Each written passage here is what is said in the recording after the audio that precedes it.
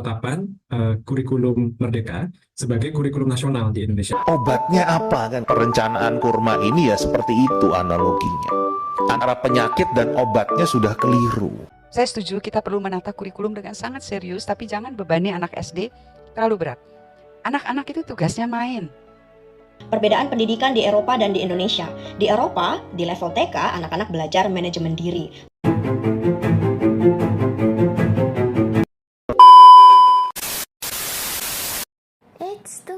Tunggu. Sebelum lanjut ke pembahasan berikutnya, alangkah baiknya kita berkenalan terlebih dahulu.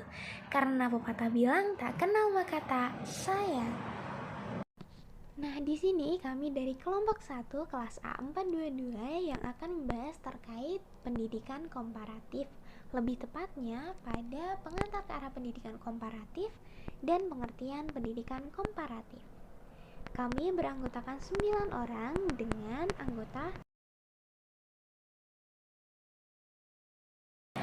Teman-teman tahu nggak sih, sistem pendidikan dari suatu negara tidak terlepas dari perkembangan kebudayaan sosial dan lingkungan masyarakatnya. Oleh sebab itu, sistem pendidikan dalam setiap negara tentu memiliki perbedaan.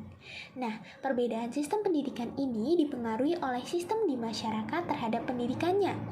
Masyarakat atau warga negara, bahkan peserta didik sebagai komponen dalam hubungan suprasistem, berperan sebagai input dalam proses transformasi sistem, pemecahan masalah, sehingga dapat menghasilkan lulusan yang baik, ilmu pengetahuan yang baru, dan pengembangan kebudayaan yang baru juga.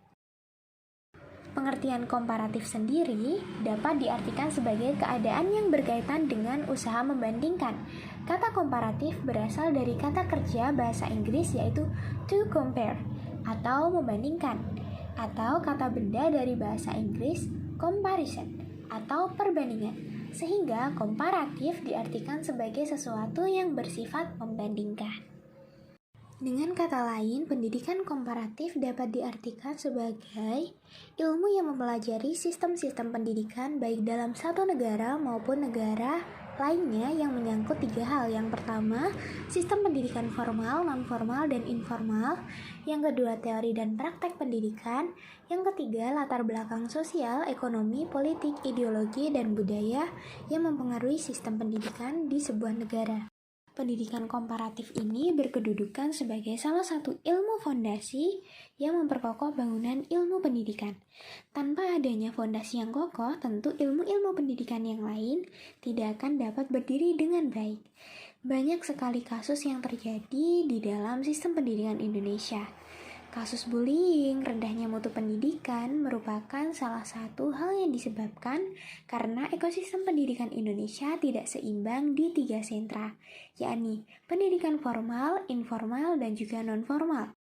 Nah, kalau menurut teman-teman sendiri nih, bagaimana sih tanggapan dari teman-teman terkait kasus-kasus yang ada dalam sistem pendidikan di Indonesia?